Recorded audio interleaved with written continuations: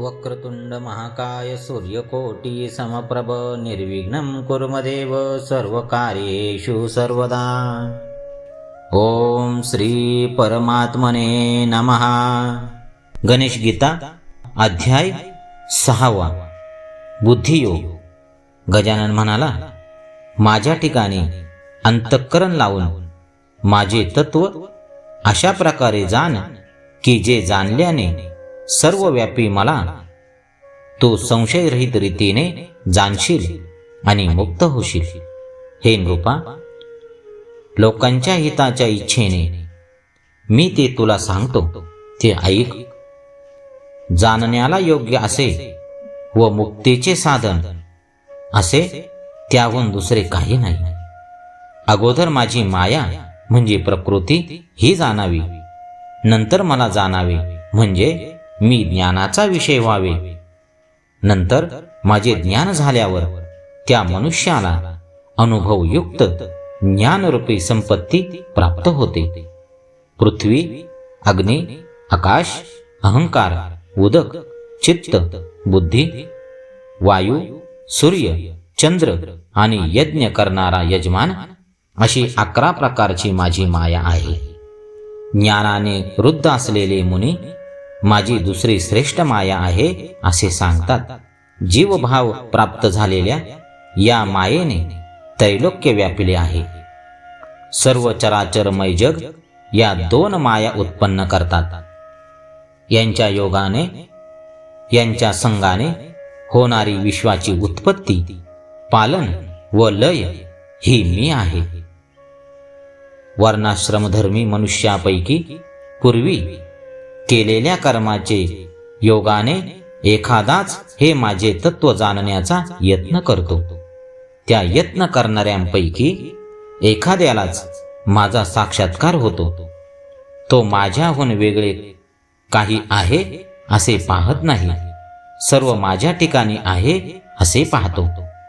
पृथ्वीमध्ये सुगंध रूपाने, अग्नीमध्ये तेज रूपाने, सूर्यामध्ये प्रभा रूपाने, उदक व चंद्र यांच्यामध्ये रसरूपाने, बुद्धिवानांमधील बुद्धी, तपस्व्यांमधील तप, बलवानांमधील बल अशा तऱ्हेने माझ्यापासून उत्पन्न झालेल्या उत्पत्ती, स्थिती व लय या 3 विकारांचे ठिकाणी मी स्थित आहे। मायेने चित्तमोहित झालेल्या पाप्याला मी प्राप्त होत नाही। 3 विकारांनी युक्त अशी माझी माया त्रैलोक्याला मोह पाडते। जो माझे तत्व जाणतो तो सर्व मोहाचा त्याग करतो। नंतर अनेक जन्मांनी या प्रकारे मला पूर्णपणे जाणून तो मुक्त होतो। दुसरे लोक नाना प्रकारच्या देवांची भक्ती करतात व त्या देवांप्रत्ये जातात। ज्या ज्या प्रकारची बुद्धी करून सर्व लोक माझी भक्ती करतात, त्या त्या प्रकारे त्यांचा तो भाव अथवा इच्छा मी पूर्ण करतो।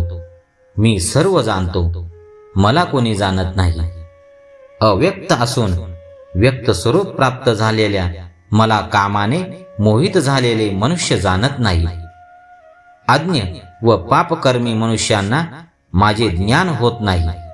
हे राजा, श्रद्धेने युक्त होऊन जो अंतकाळी माझे स्मरण करून प्राणाचा त्याग करतो तो माझ्या कृपेने अपुनर्जन्माप्रत जातो, पुन्हा जन्म पावत नाही। हे राजा, ज्या ज्या देवांचे भक्तिपूर्वक स्मरण करून मनुष्य आपल्या देहाचा त्याग करतो तो त्या त्या देवाच्या भक्तीने त्या त्या देवाच्या लोकाप्रत जातो। हे राजा, म्हणून अनेक रूपे धारण करणाऱ्या माझे अहर्निशी स्मरण करावे। जसा समुद्र सर्वांना गम्य आहे त्याप्रमाणे मी सर्वांना गम्य आहे। ब्रह्मदेव, विष्णू, शिव, इंद्र इत्यादिकांच्या लोकांना गेल्यानंतर मनुष्य कालांतराने पुन्हा पुण्यक्षयानंतर मृत्यूलोकी पतन पावतो। पण जो संशयरहित होऊन मजप्रद येतो त्याला कोठेही पतन नाही। हे राजा, जो अनन्य शरण होऊन माझी भक्तिपूर्वक भक्ती करतो त्याचा योग व क्षेम मी करतो। हे राजा, मनुष्याची गती शुक्ल व कृष्ण अशी 2 प्रकारची सांगितलेली आहे. एकीने अत्यंत श्रेष्ठ अशा ब्रह्माला पावतो व दुसरीने संसाराला पावतो. या प्रकारचा बुद्धियोग नावाचा 6वा अध्याय या ठिकाणी समाप्त होत आहे. गंगणपतये नमः.